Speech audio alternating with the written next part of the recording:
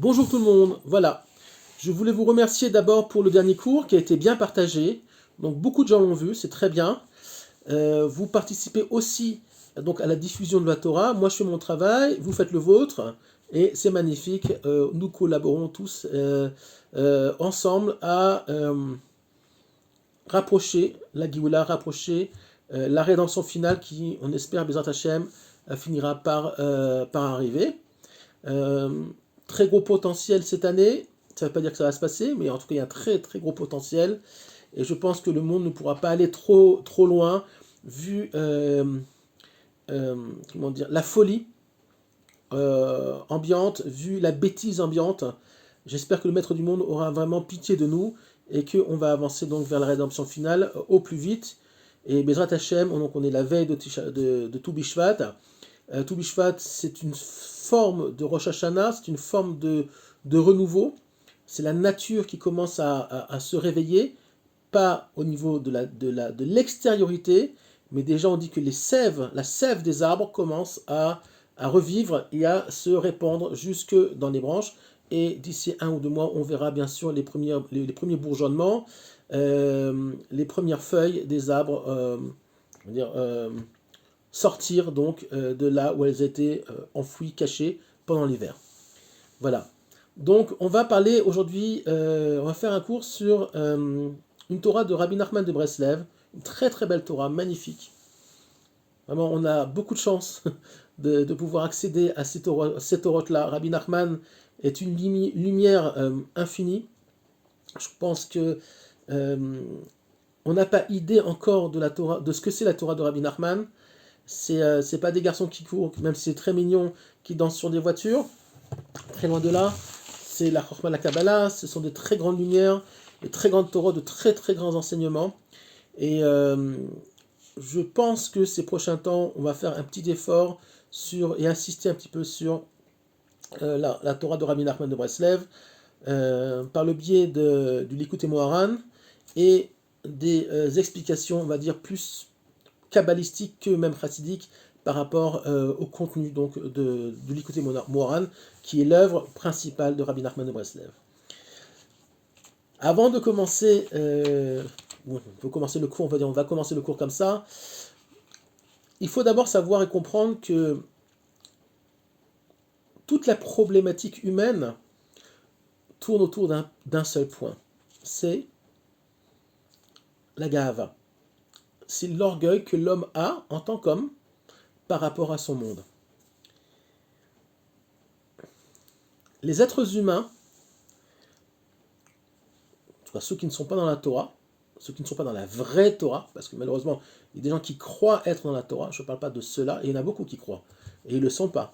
Mais je parle de gens qui sont vraiment dans la Torah, ont conscience que ce monde ne marche absolument pas, mais à aucun niveau, sans la collaboration du maître du monde.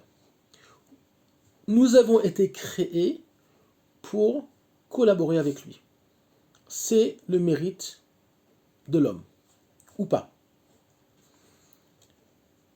La première faute, manque, que Adam et Chava ont fait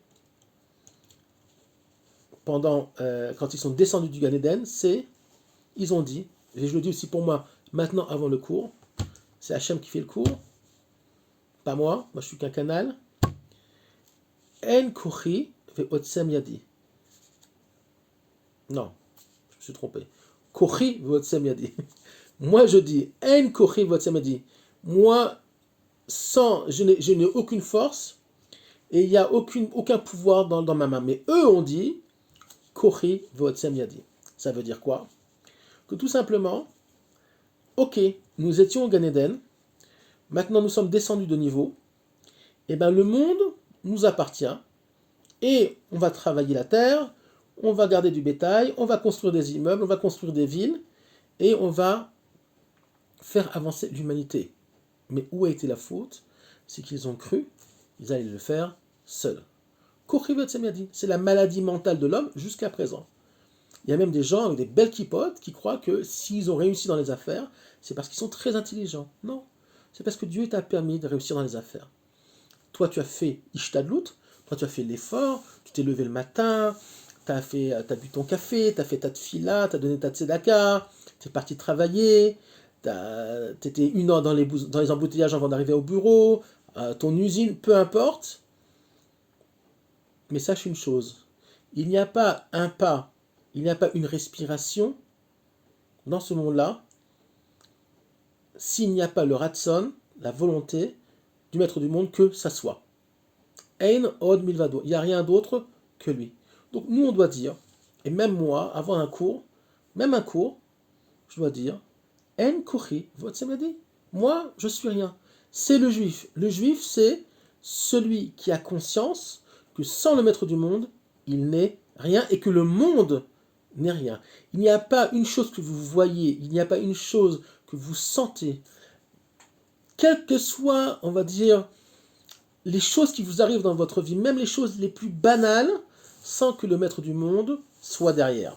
Alors, c'est très compliqué parfois, parce que parfois on voit de mauvaises choses. Alors, oui, si le maître du monde, parfois, nous fait voir de mauvaises choses, qu'il laisse les voir, c'est parce que aussi nous-mêmes, nous les avons, c'est très mystique ce que je dis, nous les avons, commandées. Nous les avons créées et elles viennent à nous. Mais évidemment, le maître du monde permet aussi au mal d'être. C'est-à-dire que s'il y a le mal dans le monde, c'est que Hachem le permet. Pourquoi? Parce que le mal, comme dit le Ramchal, je le dis, j'ai déjà dit plusieurs fois, le mal est Wakise Shelatov. Le mal, par le mal, on peut effectivement choisir le bien ou choisir le mal. Pourquoi? Parce que ce monde-là est basé sur le choix. D'ailleurs, nous sommes dans une période extraordinaire de ce qu'on appelle le birour, donc la sélection qui se passe actuellement dans le monde, au niveau humain, au niveau des choix, où tu es, en quoi tu crois, en qui tu crois. Et comment se fait ce birour, cette sélection? Par le choix. Birour, Doresh, Brira. La sélection demande un choix. Donc par le choix, les gens vont se situer, vont se positionner dans ce monde-là. D'ailleurs, c'est ce qu'a fait Pharaon. Pharaon disait, je suis le Nil, je suis Dieu. Et le maître du monde s'est bien moqué de lui. Pourquoi? Comment Hachem a fait tomber, si on peut dire, a commencé à faire tomber Pharaon en lui faisant pénétrer Moshe Rabbeinu dans son palais. Et comment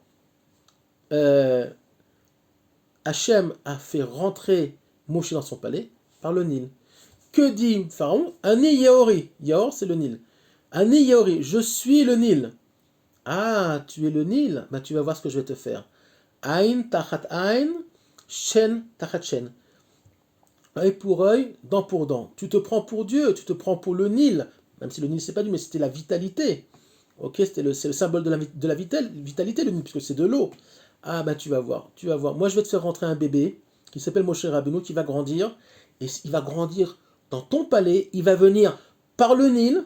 Tu te prends pour le Nil. Il va venir par le Nil. Et de l'intérieur, il va faire tomber ta maison. Il va faire tomber ton royaume. Ben, c'est exactement ce qui s'est passé. Myriam a positionné pour le sauver Moshe dans un panier. D'ailleurs, c'était un miracle qu'il arrive vivant, Moshe bébé, dans les mains de la fille de Pharaon. Pourquoi? Parce qu'il faut savoir que dans le Nil, il y avait beaucoup de crocodiles, des serpents, donc il aurait pu se faire manger le pauvre bébé Moshe 10 fois en chemin par les crocodiles. Mais évidemment, Moshe étant la rédemption elle-même, c'est-à-dire que Moshe porte en lui la rédemption, il n'est pas que le faiseur de rédemption, c'est Hachem qui fait la rédemption, on le sait bien, mais il n'est pas que le bras, il n'est pas que le chaliar, l'envoyé d'Hachem pour faire tomber Pharaon, il est lui-même, Moshe, dans son essence, la rédemption. Puisque, en allant vers la maison de Pharaon, par le Nil, le fait qu'il n'a pas été mangé par les crocodiles, qu'il n'ait pas été tué par un serpent, c'est déjà un miracle en soi. Donc Moshe, tout simplement, est l'essence même de la Géoula d'Israël. C'est pour ça qu'on dit que Goël Rishon, qui est Goël Acharon, le premier rédempteur comme le dernier. Bon, quelle est la maladie de l'homme? C'est le pharaonisme. Ça, j'ai inventé un mot là. C'est tout simplement faire comme Pharaon, croire que Hachem, pas qu'Hachem n'existe pas. Hachem il est dans les cieux quelque part, et puis nous, moi, dans ce monde-là, je fais ce que je veux, même si je fais du bien, mais le bien que je le fais parce que je suis quelqu'un de gentil. Bah non, ça marche pas comme ça. Un jour, on fera un cours sur le bien, vous allez voir, c'est hallucinant, c'est pas pour tout le monde. Il y a des gens qui vont s'évanouir. Parce que si vous prenez conscience de ce que c'est le bien, vous verrez que vous n'avez aucune... Vous avez très peu de part dans... mais je ne peux pas faire un cours là-dessus maintenant, parce que ce n'était pas le but du cours, mais vous verrez que vous n'avez en fait que très peu de part dans le bien du monde. Même si vous donnez la tzedaka. Même si vous sauvez des gens, etc. C'est extraordinaire, c'est un cours en lui-même. C'est un cours c'est la Torah du Baal Shem Tov, c'est une Torah un petit peu compliquée. Pas compliqué à comprendre, très facile à comprendre à mon avis, mais très difficile à accepter. Et donc je ferai un cours que là-dessus, si Dieu veut peut-être le prochain cours. Donc on revient à nos moutons comme on dit, et on retourne donc à notre Égypte, d'où on est sorti. Donc Pharaon, la maladie de l'homme, la maladie de celui qui n'est pas branché à Hachem, c'est Kochi, Votsem Yadi, moi, je peux tout, c'est grâce à moi que les choses se font. D'ailleurs, c'est la première faute que Adam et Ève ont fait quand ils sont descendus du Gan Eden, donc du niveau spirituel du Gan Eden, ils ont dit Kochi Votsem Yadi. Ok, on sait que Dieu existe, mais maintenant le monde, il est dans nos mains. On va travailler la terre, on va élever des chèvres, je ne sais pas quoi, on va faire des choses, et le monde va être par notre effort. C'est faux. Alors oui, il y a un effort à faire, évidemment, puisque nous sommes les collaborateurs d'Hachem dans ce bas monde, mais tout se fait par lui quand même. C'est lui qui décide si les choses se font ou les choses se font pas. Vous pouvez ouvrir un magasin avec les meilleures marchandises du monde, au meilleur emplacement du monde, le magasin ne peut ne pas marcher, et il n'y aura aucune raison logique. On le voit à Tel Aviv par exemple, vous avez des bars, Tel Aviv, plein de bars sur Dizengoff, de très beaux bars. Un il est vide, celui qui est d'à côté il est plein. Ils ont les mêmes alcools, ils ouvrent aussi le Shabbat, ils ont tout le potentiel l'un et l'autre pour réussir, même s'ils ouvrent Shabbat. Malheureusement, ça c'est encore un autre problème. Mais vous verrez qu'un va être plein et l'autre il va y avoir 10 personnes, l'autre il va y avoir 500 personnes. Pourquoi? C'est des comptes qu'on ne connaît pas. Voilà. Donc ça n'a rien à voir avec la logique humaine. Le type il a ouvert son bar, il a fait l'effort, il l'a meublé, tout ce que vous voulez, et ça va pas marcher. Allez, on va prendre un autre exemple avec une usine. Vous pouvez faire le même produit, un va marcher, l'autre va pas marcher.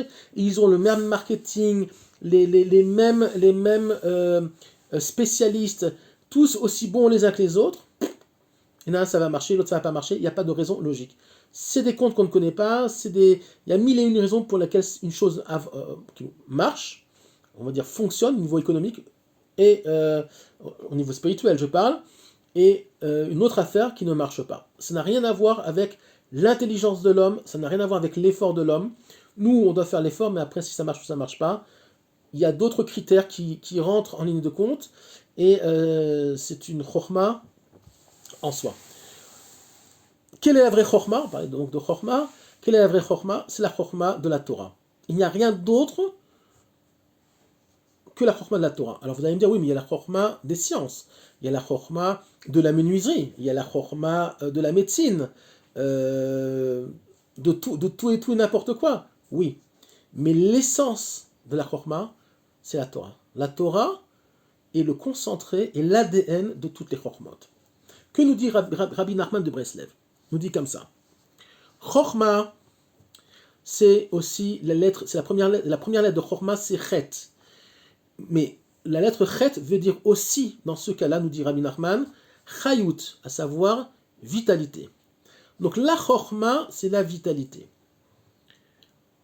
Pour recevoir cette vitalité qui va passer de la chorma, qui est la première sphère, dans les sphères, c'est la première sphira, jusqu'à la malchut, qui est la dernière, qui est le monde tel que nous on connaît, il faut qu'il y ait donc un réceptacle, pour que ces choses-là, de Chorma jusqu'à Chorma, Bina, Da'at, jusqu'en bas, pour que cette Chorma-là, pour toutes ces choses-là, puissent être acceptées dans un réceptacle. Le réceptacle, c'est le monde tel que nous on le connaît. Chorma est appelé aussi Réchit. Ok. D'ailleurs, dans le Talmud de Jérusalem, on traduit Bereshit par Bechormata. C'est-à-dire que la Chorma de la Torah, c'est le Réchit de chaque chose. C'est l'essence de chaque chose. Comment s'appelle la Malchut? La lettre qui représente la Malchut, c'est quoi? Entre autres, il y en a plusieurs, mais la principale, c'est la lettre Nun. Tiens, donc la lettre Nun est la 14e lettre aussi de l'alphabet hébraïque, et 14, c'est David. Quel rapport entre David, 14e lettre de l'alphabet, et la Malchut? David, c'est le roi d'Israël.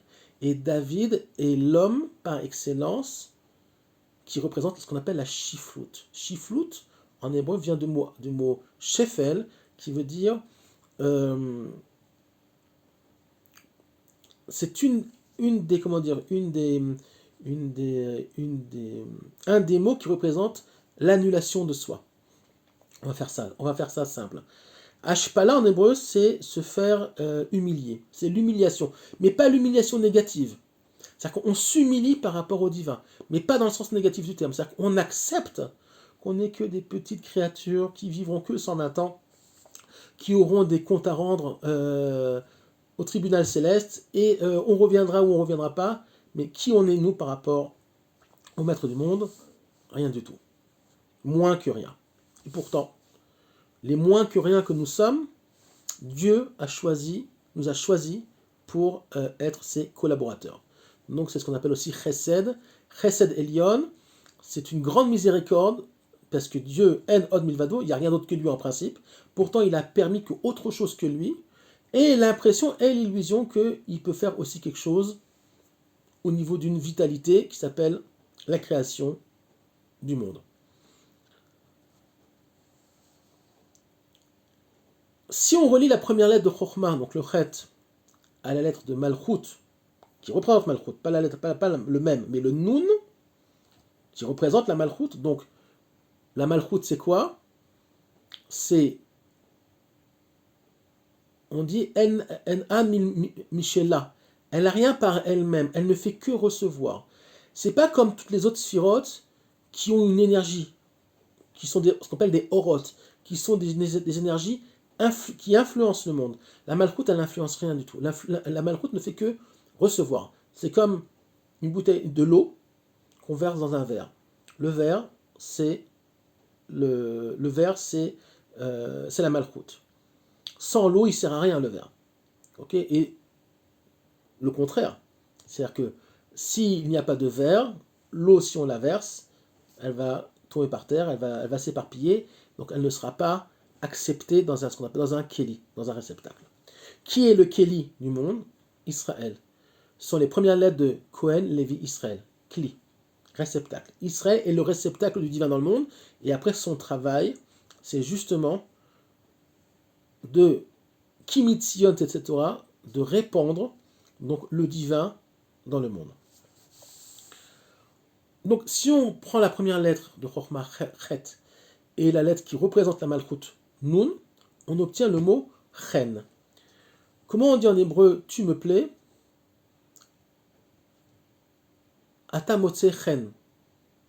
Tu me plais. C'est pas traduisible en français. Il y a pas de, c'est intraduisible en français. C'est la traduction au niveau du sens, mais au niveau des lettres, au niveau même du langage, c'est intraduisable. Chen, c'est tout simplement la qualité de l'homme juif qui a la chorma, mais qui a aussi l'humilité de recevoir cette chorma-là. Contrairement à ce qu'on appelle chorma de Gdusha, contrairement à la chorma du Sitra Achra, donc il y a une autre chorma qui est la chorma du mauvais penchant, si on peut dire, du Yetzirah, qui te fait croire que je suis intelligent, par moi-même, parce que j'ai fait des grandes études, et donc je vais créer plein de belles choses dans ce monde-là par mon mérite. C'est faux. C'est ce qu'on appelle le Yetzer Hara. Alors vous allez me dire, mais c'est pas possible. Si, quand même, je suis à l'université, j'ai étudié, etc. Mais même ça, si tu peux le faire, c'est parce que le divin te le permet. Mais de toi-même, tu n'as rien. C'est ça tout le sod de la malchoute. Tout le sod de l'existence, tout le secret de l'existence, c'est que tu n'es que, on peut dire, un tout petit pion sur un très très grand échiquier. Par toi-même, tu n'es rien. Si Dieu n'est pas derrière, si Hachem n'est pas derrière nous, s'il n'y a pas de vitalité constante, si Dieu ne renouvelle pas son monde à chaque instant, le monde retourne au tout vevo. D'ailleurs, la lettre Nun, qui représente la malchoute, veut dire aussi Nun en araméen, veut dire aussi poisson. C'est qui le poisson? Le poisson est la seule créature qui a survécu au déluge. Pourquoi? Parce que le poisson n'a pas de conscience, nous dit la Torah, la Kabbalah, n'a pas de conscience par lui-même. C'est un être qui vit, qui a sa vitalité, qui vit dans les océans, mais il n'a pas de conscience, il n'a pas d'ego. C'est pour ça aussi qu'on le mange à Shabbat. C'est bien de manger du poisson à Shabbat. Pourquoi? Parce que tout simplement, le Shabbat, qui est le retour à la source, Shabbat, c'est la connexion à l'origine du monde, c'est la connexion au divin. Shabbat, de même lettre que Tchouva, okay, que Chouv, c'est le poisson est, on va dire, la seule créature qui n'a pas conscience d'elle-même, donc qui n'a pas d'ego, donc qui n'a pas fauté, donc qui n'a pas été détruit par le déluge. Elle n'a pas fauté à l'époque du déluge, comme les autres animaux qui s'accouplaient, par exemple, qui ont une conscience relative, okay, conscience d'animal, mais qui ont une conscience relative, et ils ont fauté, on dit que les animaux s'accouplaient pas suivant leur espèce, et ça a créé des catastrophes. Où est-ce qu'on retrouve ce problème-là de Chorma de Sitra Acha, donc de l'intelligence du mauvais penchant, donc du Yetzer Hara? Évidemment, par Esav. Qui c'est qui a récolté finalement la Bchora, donc qui a récolté la Chorma, ok, puisque Chorma, je vous rappelle, c'est Réchit, c'est la première Sphira, donc comme le premier-né, Yaakov. Qui c'est qui a récupéré la force du premier-né? C'est Yaakov. Pourquoi? Quand Esav a vendu son droit d'aînesse, il a vendu ce qu'on appelle, il est marqué dans la Torah, l'ab bechora. Donc, il a vendu son chet, il a vendu son réchit, il a vendu sa chorma d'Egdusha. Il l'a vendu, il a dit je m'en fous. Ou biza, il est marqué comme ça. Ou biza, il a dit j'ai pas besoin de ça. Moi, la chorma, j'ai une chorma par moi-même. Moi, je suis un super chasseur, c'est un très grand chasseur, un très grand guerrier, savent. Moi, le monde, vous allez voir, je vais construire l'Empire grec, Rome par la suite, l'Occident, les États-Unis. Tout ça, c'est le monde de Esav. C'est le monde de la Sitra Acha. Car c'est écrit dans le Zohar aussi. Que le monde occidental, c'est le monde de la Sitra Acha. C'est quoi la Sitra Acha? C'est le contraire de la Sitra d'Egdusha. Sitra, ça veut dire en araméen le côté, le penchant. C'est quoi le monde occidental? C'est we are the winner, we are. On est. On est les meilleurs, on a fait ci, on a envoyé des fusées dans l'espace, on a créé les plus belles choses matérielles que le monde a pu connaître depuis la nuit des temps.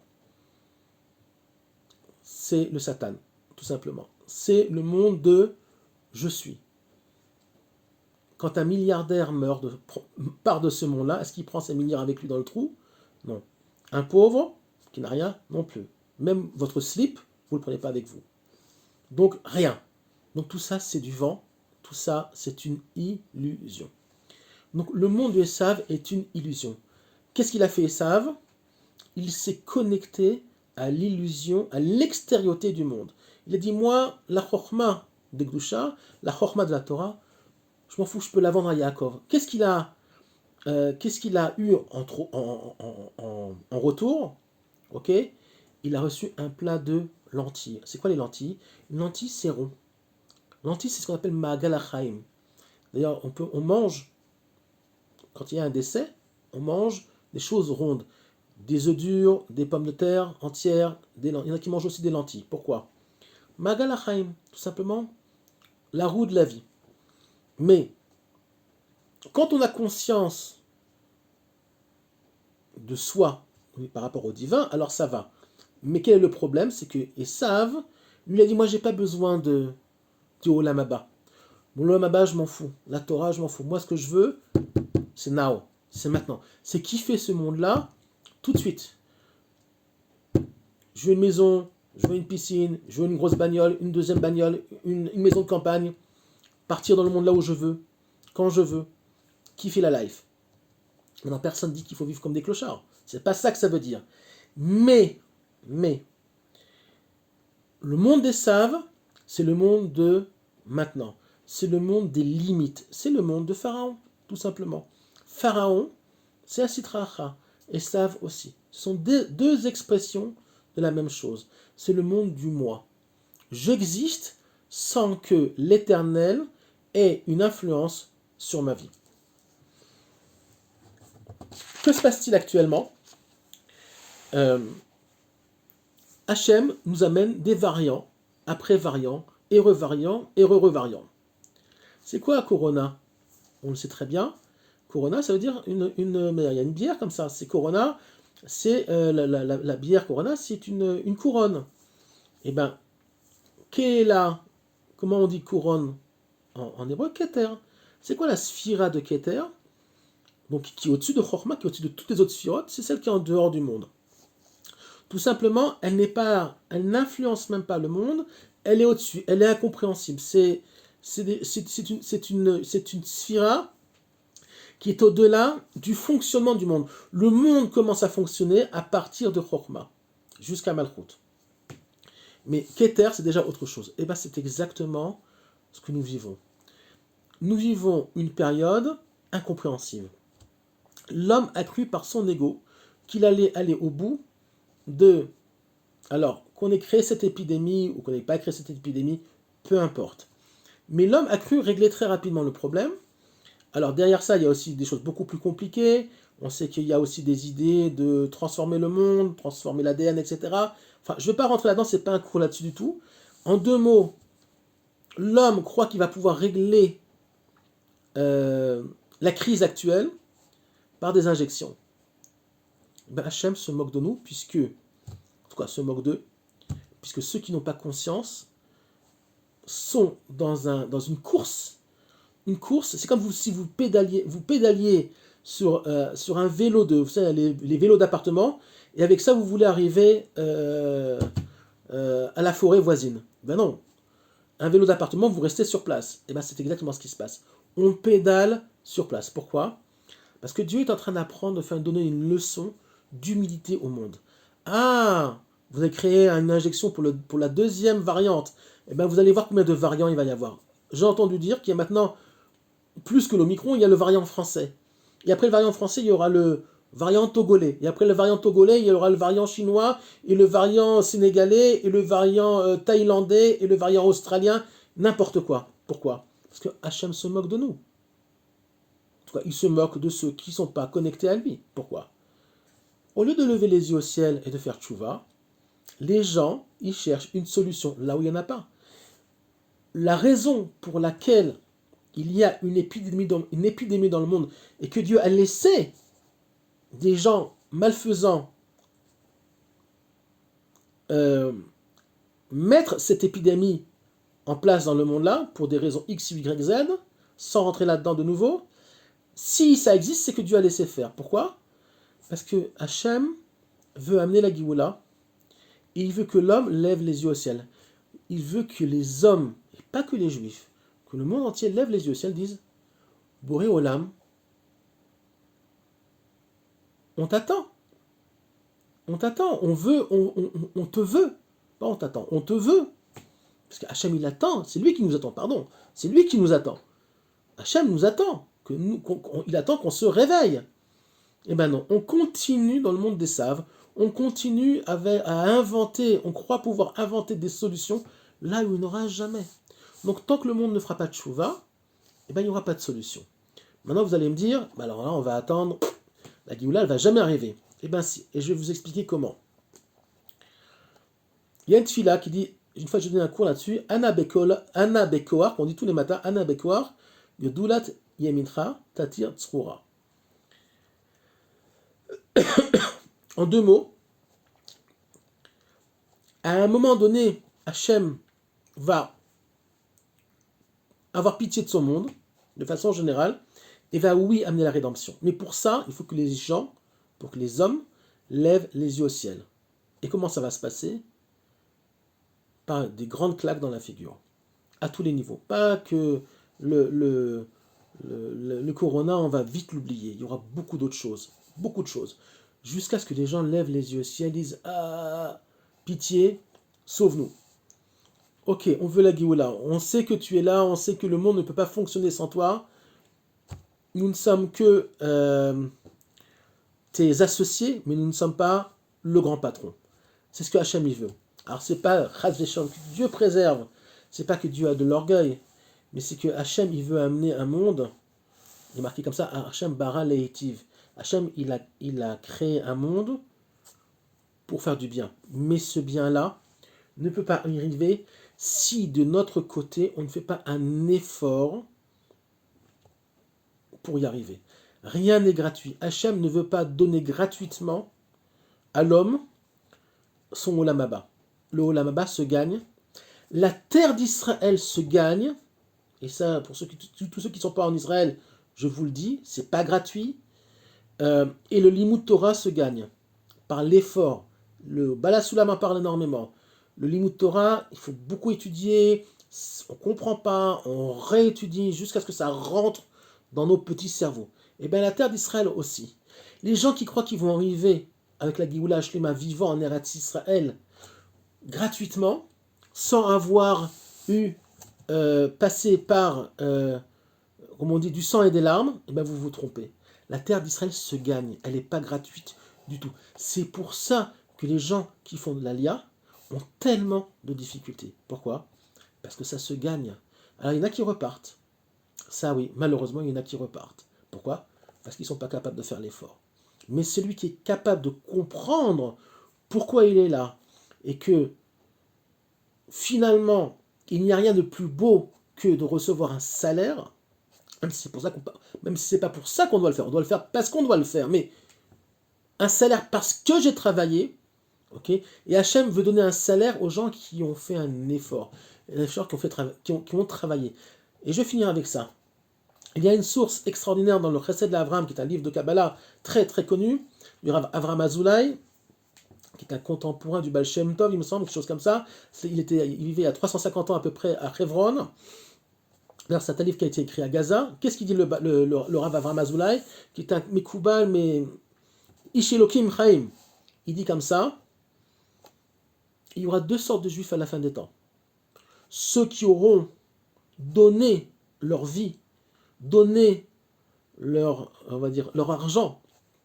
Quand je dis donner leur argent, ça veut dire ils auront fait l'effort, même financier, d'accepter, de tomber financièrement pour venir en Eretz Israël.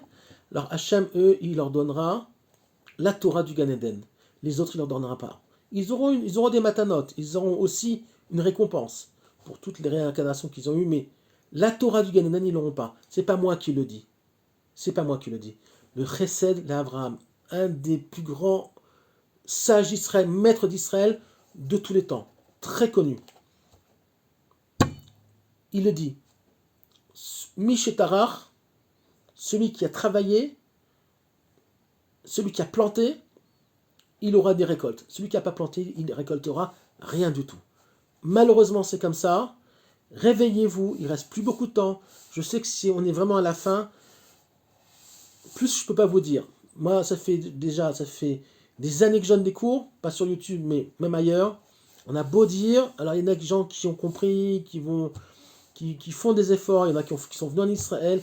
Aujourd'hui, c'est incontesté. Tous les maîtres d'Israël contemporains, Et je ne parle pas des milieux datim leumim, religieux sionistes.